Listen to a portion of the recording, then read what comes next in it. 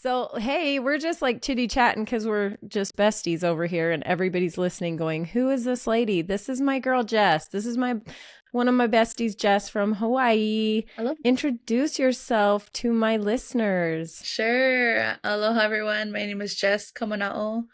I am a small business owner and entrepreneur for the last, 15 years now. Also involved in some real estate, and I just love, my motto is like living to give. So if it has anything to do with giving back, with community growth, like I'm there, I'm all about it. I'm a wife and mother. I have two little ones, 2 and 12. And if you want to count the husband, I guess I have 3 now. I have a loving husband, very involved in my businesses as well. We run our small business together and kind of built that out into a franchise. So me and Gina have been friends we actually met on a cruise. That's kind of fun. Yeah. Our kids introduced us on a cruise ship. Yes. I love it. I was going to say, we were on this 20+ day cruise through the Polynesian Islands. And of course, you can imagine not very many families have the ability to do that, go for 20 days. And so it was all retired couples. I love it. And then we see this other family, which it's funny because Kalani and Rick look like brothers from another mother. Yeah. Like they look like they might as well just be born to the same tribe. And so it was so funny. And then of course they have Konale, who is the same age as Castle, and they meet in kids club and they just hit it off. Like we all just hit it off so quickly and it was just perfect. And so we got to explore all the Polynesian islands with you guys. And then of course just became best friends because you fit into the season of our life, which I talk about all the time, how friendships have to fit your season. And people feel so guilty and the shame and blame behind not being able to see their girlfriends. But it's like, hey, do you guys love to travel? Yes, we love to travel. Well, okay, then we need friends that also love to travel. Do you have children the same age as my children? Well, no. Well, then that's going to be really hard for us to get together because we do a lot of activities with our children. So it just, it just works out. You find your people when you're open to it, right? When you're open to allowing for these kind of new relationships, and you have to make space for them. And then also like kind of touching back on what we were talking about before with the season in your life is now we're in that season where it's all about impact, right? It's all about impact and giving back, like I mentioned, and just bringing other people along for this like journey called life and figuring it all out together. So I think it's so important to keep a close community like what you're building with friends, business associates, people who are constantly going to push you to be better, to grow yourself and really live that life that you envision for yourself. So that's so important, and I love that so much. A little bit of month cruises, a little bit of business, sprinkle in a little. But you have to take care of you. You have to live the life that's attractive to you. And if a life sitting behind a desk 9 to 5 every day, that's not really attractive. It may be attractive to some people, but it's definitely not attractive to us. We decided long ago what we wanted to live for and what we wanted our life to look like, and we plan it accordingly. We don't do it same as you. You don't do it according to what other people's schedules set. You figure out ways to have your trucks working. So how many food trucks do you have now? We have a lot going on right now. So we only have 2 trucks that are corporately owned. We're about to open a 3rd location in Honolulu here in literally the next couple weeks, and then we're about to secure our first franchisee here in the next couple weeks as well. So we're busy on that side, but I love it. I'm so excited to just see our partner's growth and make everything so successful for her. And that, I think that's like the most exciting part for me. I was like, I can't wait to see you win, right? I can't wait to see you win and help you get there. So that's super exciting on the business. I need to introduce you to Yvonne Verity. I've told you that before, but I need to introduce you. I think they're up to 100 franchise locations now. Oh my gosh, that's with amazing. Their clean eats, but they are awesome. They're really cool people. I wanted Jessica to come on here because I know how much she values investing into herself. and investing back into her business and investing into her family, like we've been talking about, going on cruises and spending that time with family and whatever that looks like. I know Kanali was doing online school while we were on the cruise, and he had homework with him, and he's done homework while he's come to Utah and stayed with us. And you've made a life to look the way that you want it to, and figured out, like, okay, when you hit a bump, what do we need to, instead of saying, oh, that's going to stop us, now we can't do what we want to do because this bump is here, so let's just back it off. Instead, it's like, well, no, let's look at this bump. What actually is it? Oh, can you go around it? Can you just hop over it? Like, right? It's figuring out. So what is the difference in your view on the importance of investing in yourself, Jessica 15 years ago versus Jessica now? I think that's a good question. So, investing in myself 15 years ago was like out of the question. It was always about those around me, and taking care of them. I think naturally, as like mothers and wives, we want everything around us to be set and taken care of before we then put the spotlight on ourselves, right? And that was kind of like my view then. And now I see, and you know this, and a lot of our listeners know this, is if you don't take care of yourself, the ship sinks because you're essentially keeping the ship afloat. So just that visual right there is, if you don't prioritize yourself, everything else can't stay floating.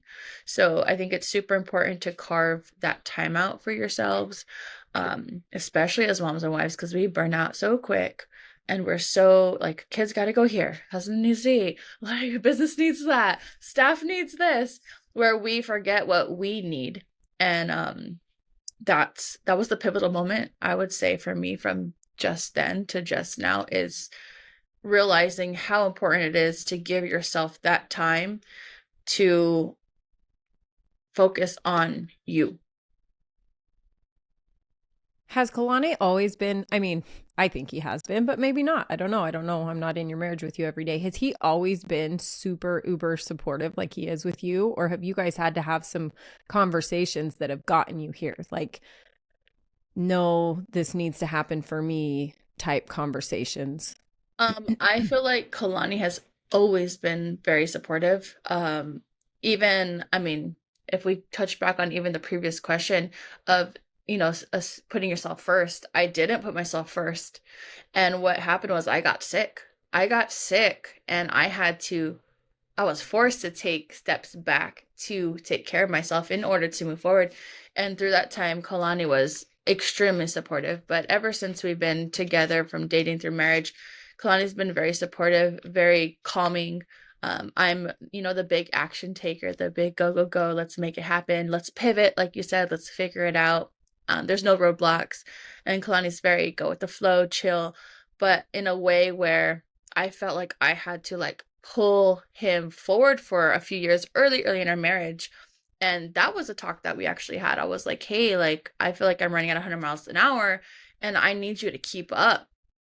And from that point, he started his own businesses. Like he grew in like web development, trading, and he just really stepped on the gas there. But that was more of like, I would say, like a relationship conversation, as far as like, I want you to match my ambition and my goals, versus like, I don't want to be pulling somebody along in my relationship, because I feel like there are so many people that I have come across that they're being held back because of their situation, of their relationship or their family, and they're stuck there and they can't make that next step forward because they're dragging their spouse along, or a partner that maybe they shouldn't be with along, and it becomes more work trying to nurture that relationship and that all the energy you're focusing there could be invested into yourself for you to propel forward.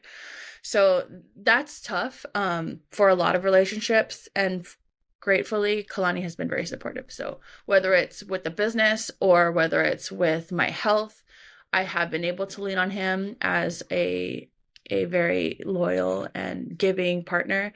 And sometimes I'm like, okay, that's enough like self-care time. That's enough family time. Let's go. We got goals here.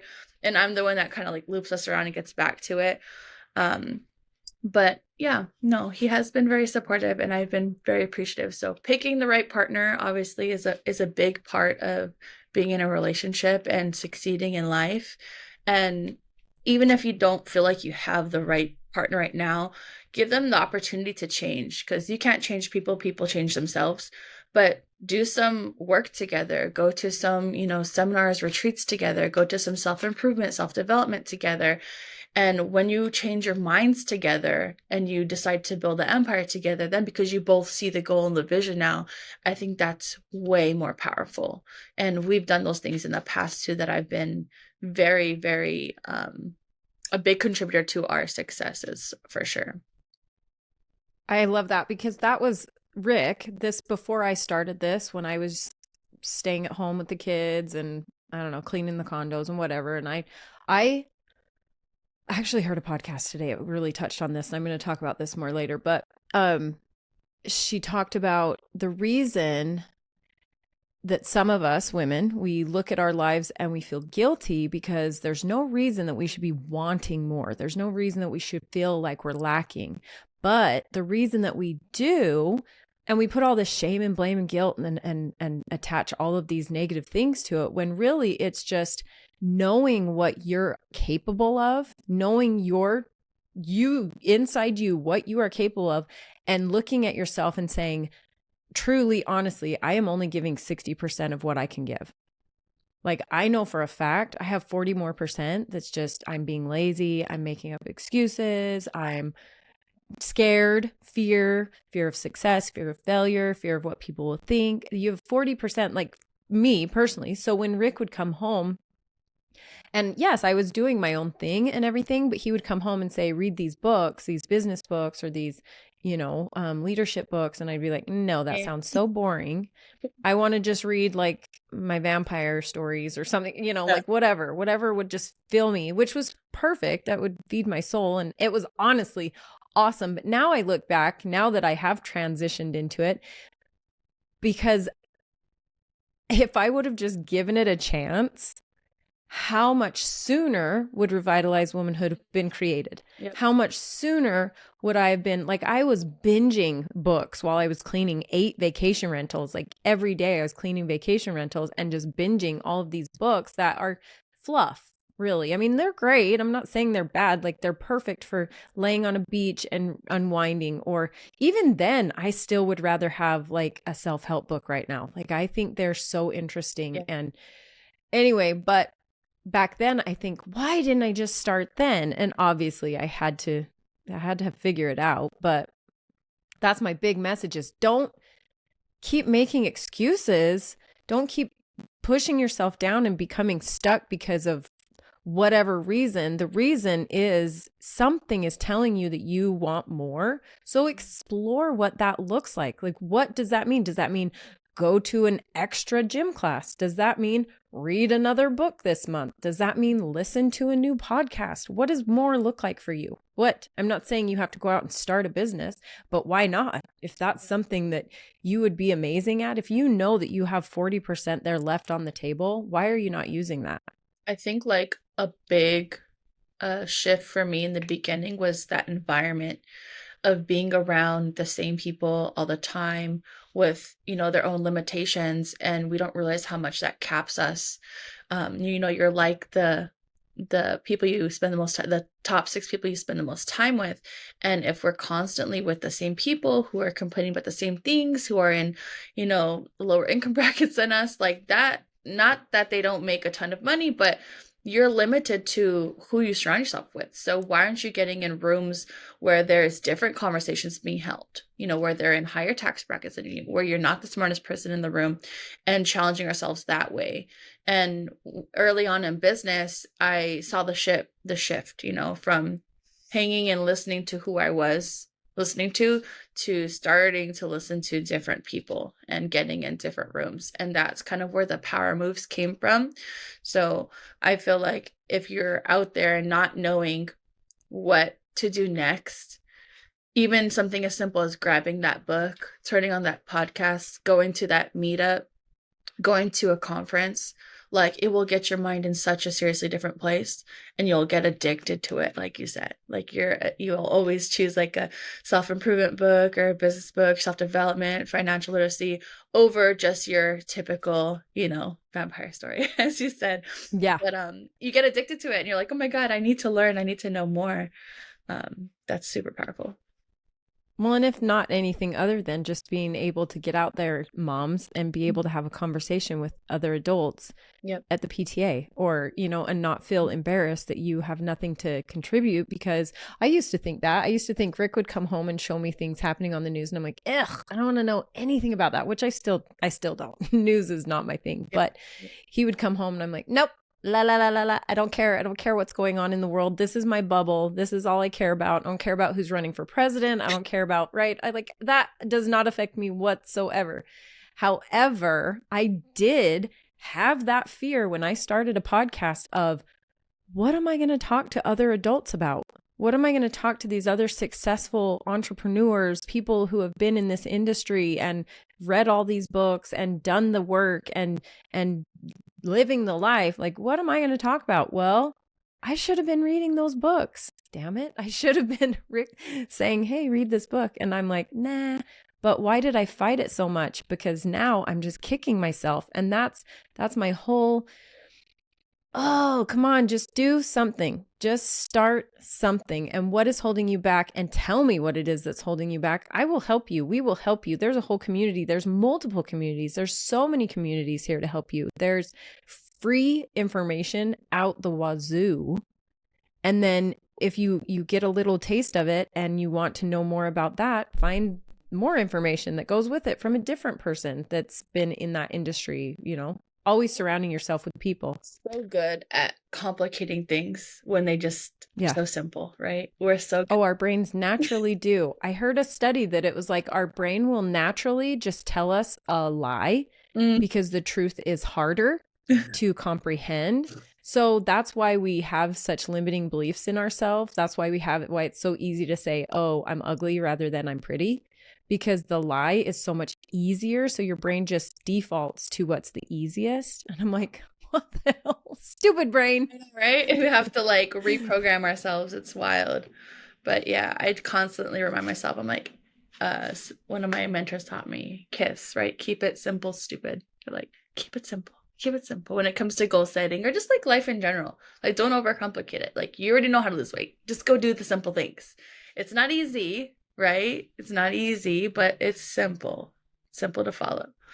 So, yeah. When it comes to an emotional investment, what practices or strategies have you found effective in nourishing and strengthening your emotional well-being while you've been on this entrepreneurial?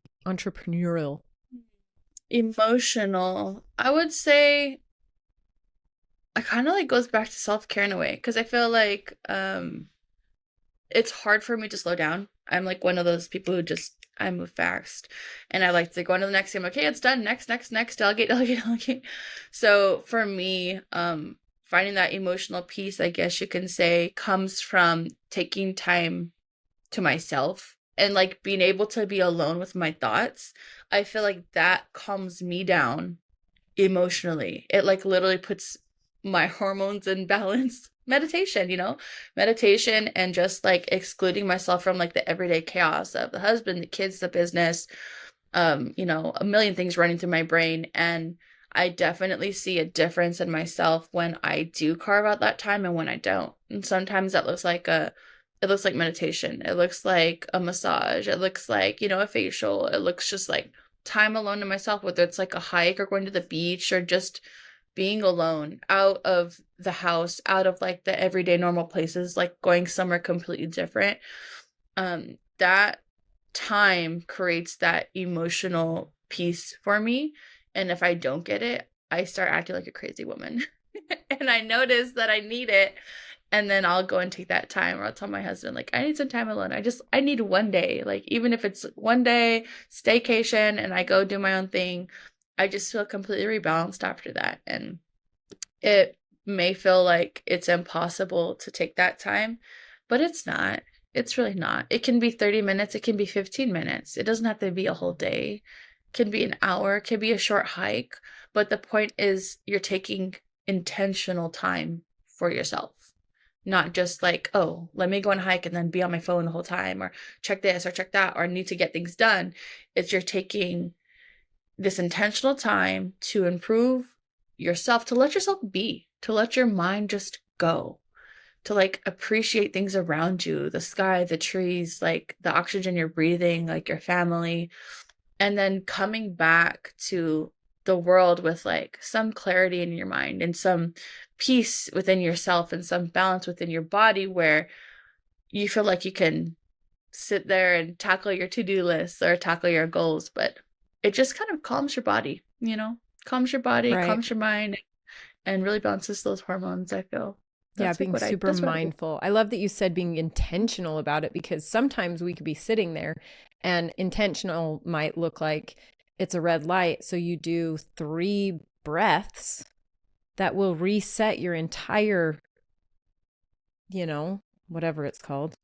That's Yeah, there's not like my some area of Japanese expertise. study of But 6 breaths. 3 breaths is all it takes. You're sitting at a red light. But it's not just if you're sitting at a red light and you're breathing. That's not it. It's intentionally making sure that the breaths are going, you're inhaling and exhaling in a specific way, which I've been seeing a pelvic floor therapist, and just the one visit I've had with her, I was so mad. And same with what I was saying, why didn't I start reading sooner, is I was so mad that I've been breathing wrong my whole life. Oh, Right. you better And teach us now, creating, Gina. I know. Wait, teach I've us been all right creating now. all of my own problems, trying to suck it in, like the model mentality of always holding in your gut and sucking in your gut and breathing in your chest. And that's so bad. It's creating so much tension in my shoulders. It's creating pressure into my pelvic floor. It's like, ugh, I'm so mad at myself for not doing it right all of this time. But again,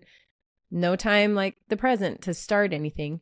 But I want to talk to you about, I love that you're talking about self-care in that way with your emotional, because self-care is usually we think about physical things, not necessarily going into the beliefs category of it, not going as deep into the spirituality and the thoughts and the mindset. But because we think of physical things so much, this is perfect for why is prioritizing physical well-being crucial for personal growth and overall happiness, because like you touched on a little bit, this happened to you, and it was on our cruise. Yeah. When your journey with this sickness started, Mm-hmm. and you had to borrow my socks because your feet were swelling.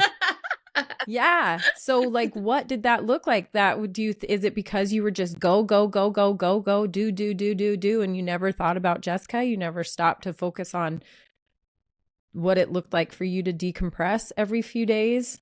Yeah, I mean, who knows, right? So I got Right. diagnosed with Graves' disease, which is a autoimmune disease, on that trip, and we didn't know what it came from. And to this day, the doctors can't tell you what it came from. They say it can come from so many different things, but all I can conclude is I'm not hyper anymore. I'm not as hyper, if I am still hyper, I'm not as hyper as I was then. And I've definitely calmed down. I've definitely had some severe lifestyle changes, but I remember like getting on that cruise ship and walking up the stairs. I was breathing, like, I'm a pretty active person, so I was breathing really heavy for just going up like one flight of stairs. And I was like, man, like I haven't worked out in a couple months, but like, why am I breathing so hard going up a one flight of stairs? And that was the beginning, like when you first walk on the ship and you go up to your rooms or whatever. And I remember just thinking like, that's so odd. My heart was like beating. I was like, so I'm like, this is strange. And then later on that trip, 2 weeks into that cruise, here I am swollen, 2, 3 weeks in. And all I can say is it had to have been from just the constant like overwhelm of everything, of life and business, and constantly being on the run, go, go, go. And I would have a strict schedule, go to the gym and go to work and, do this and that with the kids. And like I was on a routine, but also wasn't stopping and taking time for myself.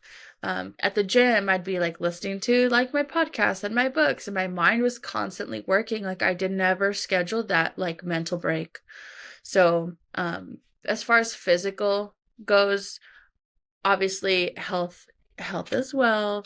Presence of oxygen is, the lack of disease. So getting your breath work in and taking time for yourself, that's super important. But working out and exercising is super important. When I got diagnosed with Graves, I wasn't regularly working out. Like I usually worked out, but I stopped for like 2 or 3 months just because life and work.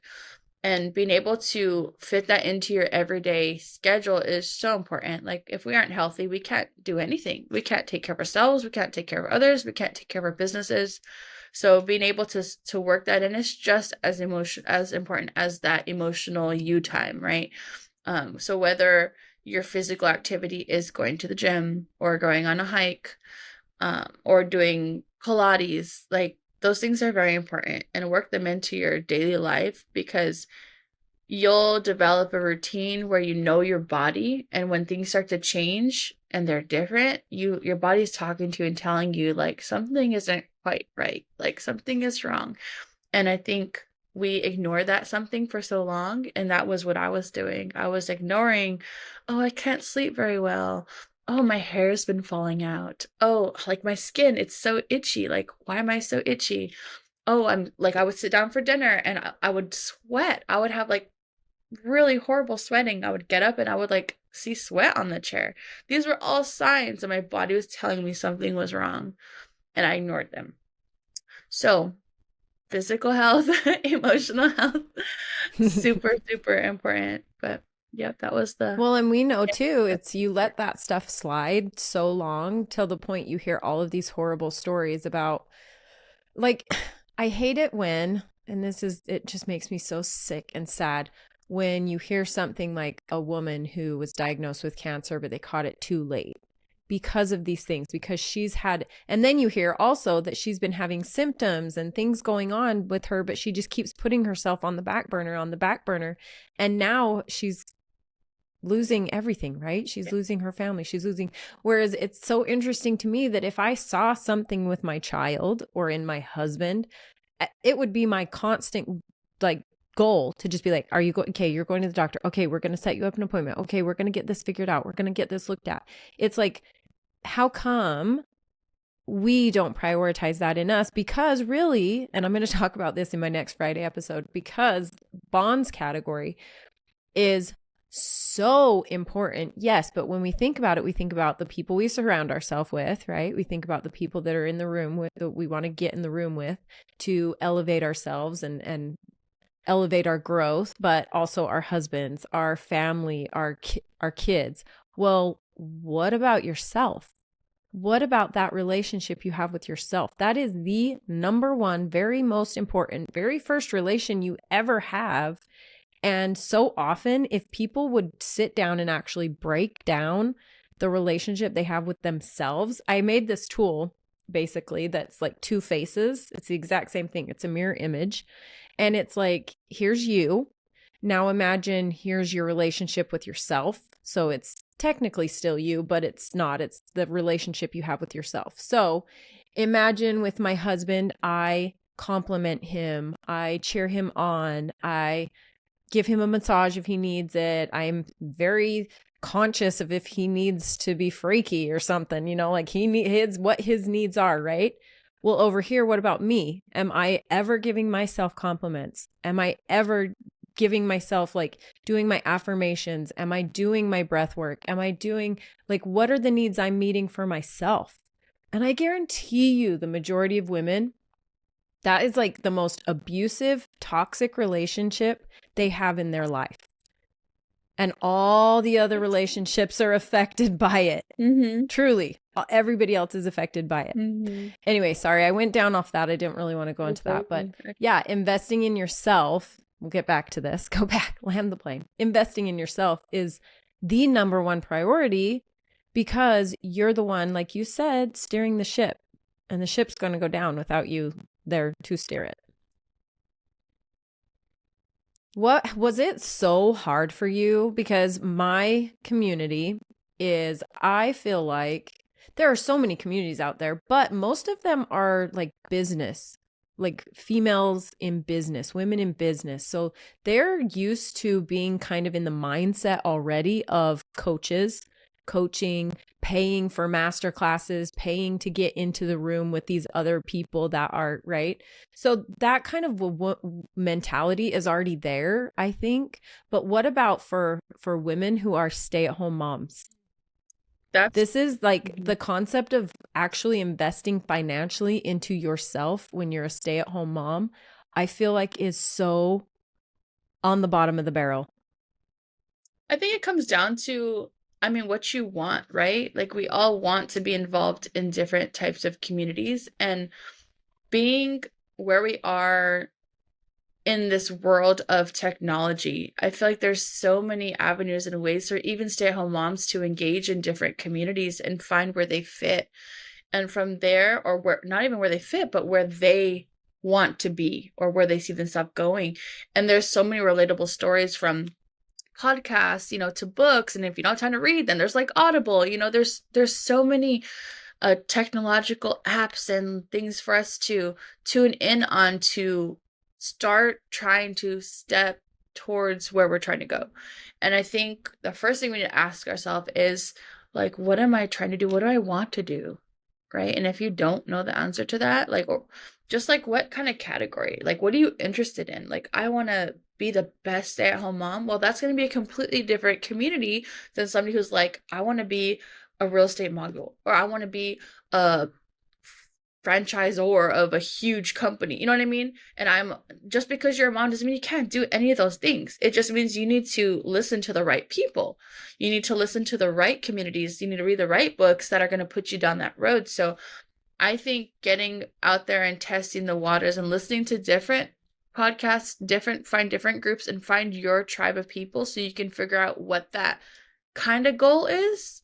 Over time, it becomes clear, and you can get more sharp and more crystal clear on what you're trying to do. And if you're in that state of like, oh, I just don't know what to do, like, just improve yourself overall. Like, get education every day. Like, there's no harm in educating yourself. We have the ability to educate ourselves. We have resources at the touch of a finger, touch of a button.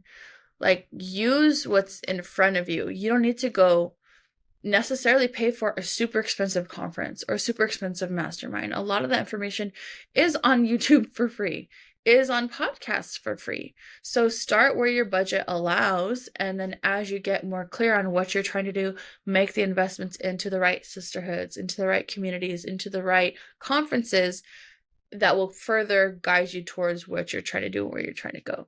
But yeah, right. different. Be different open for everyone, to I it. would say. Open to the doors that will open from different doors that open. And just hone in on like what you're good at and what really drives you. Like for me, I feel like what drives me is obviously others' happiness when it comes to giving back. Like, I love seeing others win. So I'm like, okay, I'd rather do the business where I could help the other person win than me just make more money in my business. Like, what fun is that? That's great, but we're at the stage That's a sign of a true leader. We want other people to win. We want other people on the trips. We want our teams on the trips. I want, my managers to go and experience all these different things. And I think it's really important to just start making those steps towards something. Because if you're stuck in the state of, oh, I don't know, well, that's where you're going to stay. Who were some of your examples when you were kind of, like you said, you were, when you started all of this, you were kind of hanging around the people that were giving you not the greatest advice. It's kind of like saying you're going to go get, your physical fitness advice from someone that's 300 pounds. It's like, no, that's just silly, right? But when you were back then, try to think back, or even maybe now, I don't know, who were the ones that you were seeing their stories? Do you have someone in particular, and you don't need to say their name or whatever, but just someone that you were seeing the stories and thinking to yourself, if they could do this, I could do this? Then, you know what? I didn't have somebody then. And I wasn't in the world of like reading and podcasts and audiobooks. I was just working 2 or 3 jobs, going to school full time, doing what my family did. go to school. They wanted you to go to college and get a degree and get the high paying job or join the military. Like, I didn't have that role model in my life where I was like, this person in my family is so uber successful. I want to be like them. And I wasn't reading the books, listening to the podcasts to know anybody different. So if we're talking about the just then, no, it was a lot of self failing forward. It was a lot of failing forward and just starting to dive into books and new knowledge. And I was in college full time when they told me like my business concept, like didn't know how it was going to work. So I think them telling me no was the driver force in me saying, yes, I'm going to figure this out and prove you wrong. So that was my lighting force. Was I think we get driven by different things, right? It could be by fear or by fortune, essentially. Could be something that's positive or negative. And for me, in that case, it was something negative that really lit my fire and drove me to kind of want to figure things out. But as I got more into the business world, I did develop different personalities that I was like, I really love that about that person, because I was starting to go to the meetups. I was starting to go to the conferences, all the things I was just mentioning for you to start doing. Once you kind of find your direction, you kind of know what you want to do. At that point, I wanted to start my business and I didn't know how to do it. And I constantly would fail and, talk to the state and fail and go to this business development center and fail, and then got a mentor. And then I was like, oh, there's mentors. Like, people can teach me how to do something they're really good at that I want to do. Wait, I should be learning from other people's mistakes. Wait, people who are super successful will take time and talk to me. Like, I didn't know all that then. It might be weird. I didn't know any of that then. So I thought I had to do everything myself. And there's a lot of shortcuts that we can pay to take nowadays. And if you are able to, not even pay, the state has resources for you to have free mentors, and they have small business development centers that you can go to and talk to somebody for free. So explore your options, explore what's in your state once you kind of figure out what you want to do. And yeah, I didn't have that person then, but I do have them now for sure. Yeah, you're always investing. You're always doing. I think it's addictive. It's like you said, once you figure out that it feels so good to invest in yourself and to put your time and energy in yourself. And when you start really flexing that 80%, 90% of what you are actually capable of, and nothing's left on the table, and even failing forward. I mean, because a lot of business is failing forward. And the only reason that people are successful is because they never gave up. You know what I mean? Like, the majority of people just quit. And so of course they'll never succeed because they quit. But the most likely, you talk to a successful person, they're like, I just didn't stop. Yeah, don't let fear stop you. Let fear drive you. Go right through fear. That's like where all the growth comes from, is when we're really scared of something and we do it anyways. So let every day, I hope something challenges you every day, and I hope you just go right through it.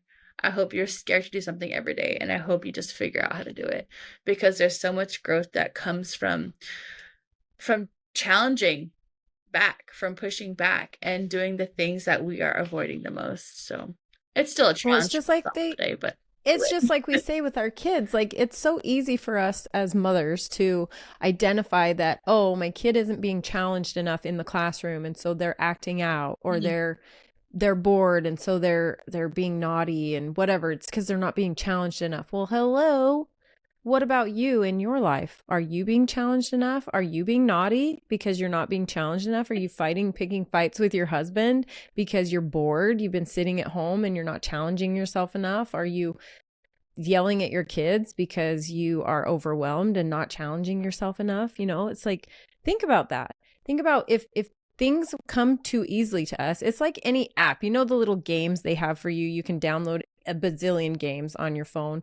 I have one right now. It's called Bubble Pop because the baby loves it. I love it. I actually really love it. They just pop the bubbles. And yeah. You have to, I don't even remember. Oh, you have to send the bubbles up to where they match the other colors. And so they pop the pattern, whatever. But the baby does it and he thinks it's so fun. But what I'm saying is, when you very first start these games, it is embarrassingly easy. You're like, is this for real? Like, am I a genius? I mean, I know I'm not a genius, but this is just too easy, right?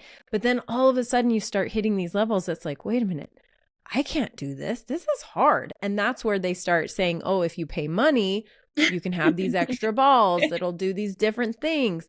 But that's the same as in life. It's like they know that as soon as they get us to that point that challenges us, we will want to push past that limit. We will want to prove that we can do it. And so we will start paying to make it an option to do it, right? So it's the exact same. If you're just skating through life and you're bored, yeah, I can see where you can sit down and just break apart and tear apart like everything that's good in your life because you're not being challenged. So think about it in that way, maybe. I think our ultimate like cheat now is that we have the access to technology that was not available, 30 years ago. Like that is the ultimate cheat.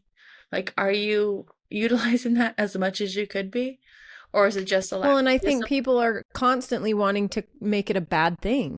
They're constantly saying, oh, you're going to fail because of the algorithm. Oh, you're going to be trapped in the compare game because of social media. Instead of like, hey, we can actually see other women that are doing this. Other women have come before us and they're doing this. They are doing everything. They are being the mom. They are being the wife. They're being the entrepreneur. They're doing it.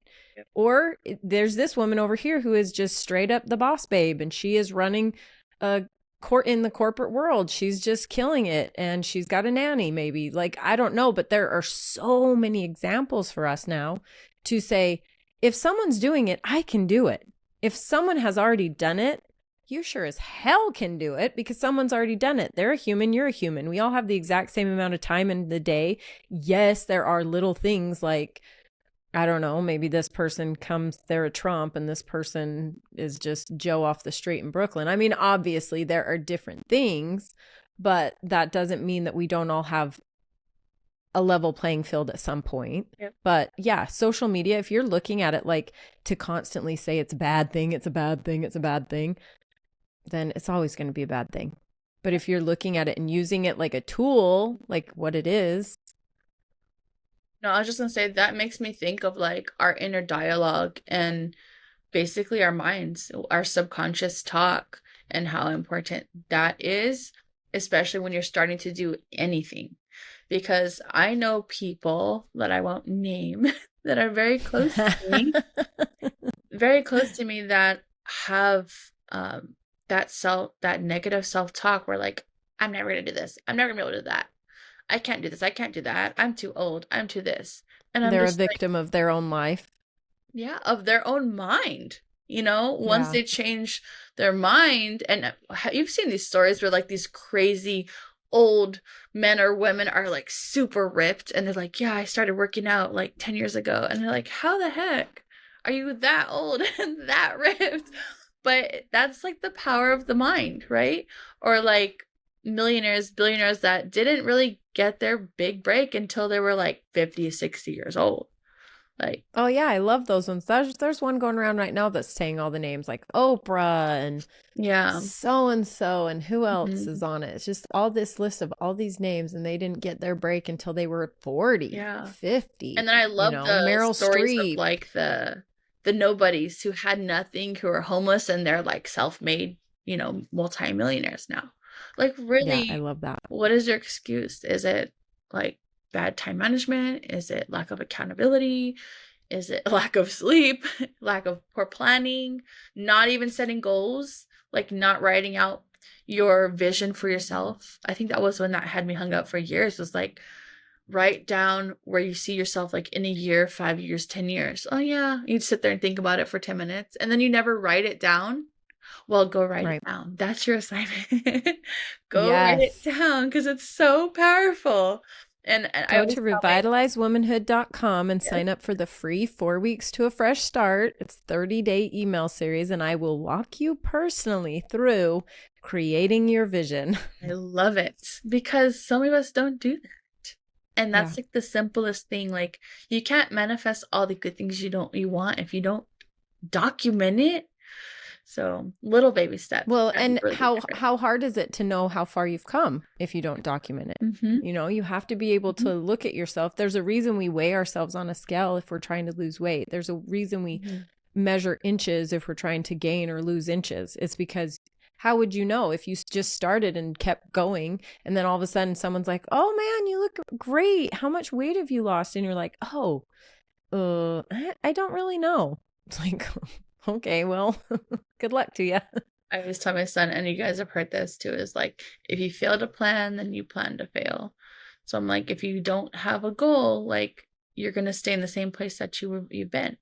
So you have to always constantly have, that vision, that goal, that driving force, that why of where you're going, or else you're gonna be stuck in that same old for so many years because you didn't take time to improve your mindset. You didn't take time to figure out your why. You didn't take time to see what the best version of you looks like. And if all we have to do is sit there and think about it and write it down, anybody can do that. Money or no money, Yep. I love that. All right, I've got one for you. We'll Okay. wrap it up with this one. We'll see where this one takes us. What I know. advice would you give to someone who may be hesitant or unsure about investing in themselves financially, emotionally, physically? Take your pick. I mean, I think they're all related, other than financially. Emotionally and physically, I think is pretty much the same thing. But how can they overcome those fears and take that leap? That's a hard question, but not. It's only hard because I don't know why you wouldn't want to invest in yourself in some way. If it didn't cost money, you can do, emotional or spiritual or physical or whatever. Taking all the categories aside, just investing in yourself in general, like why would you not want to invest in yourself? If it costs you nothing, why would you not want to invest in yourself? So that's what makes it a hard question for me. It's like, why not? But I think the advice I would give is to like look at yourself and ask yourself, like, are you completely happy with how your life is right now if it were to not change at all? And if your answer is no, I'm not happy with how my life is right now, there are some things I'd like to improve, then you need to invest in yourself. And if you're completely happy with how your life is and how everything is at this current time, I don't even think we would be answering this question because you'd be working on yourself every day. Right. Because there's no limit to growth, right? There's no limit to bettering ourselves. And once we better and improve a particular pillar of our life, we're on to the next. We're on to the next and we're on to the next. The self, the family, the relationship, the wealth, the career, etc., etc. I would just challenge you to try to work on yourself a little bit and be open to doing something uncomfortable like we talked about. And like Nike, just do it. Literally. I don't know why you wouldn't. I don't know why you wouldn't want to improve yourself. If you're not happy, you need to make some changes. It's as simple as that. And I would challenge yourself to work on one of those pillars of self-improvement and see if it's a positive change in your life and kind of go from there. What about you, Gina? What's one of your non-negotiables for investing in Um, yourself? What's or even a couple of your non-negotiables? One of my non-negotiables of investing in myself, um, I don't know. That's a tough one. I would say compromising core values. I think having some kind of structure to your family and to your life, like integrity is a big one for us, is I won't do anything that kind of compromises our integrity. And that's like fame, fortune, like I don't care, throw any number at me.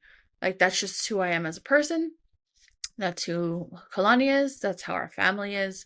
We thrive off of being, righteous people, loving people, giving people. And if I were to die right now, I want you to remember me as that type of person, you know?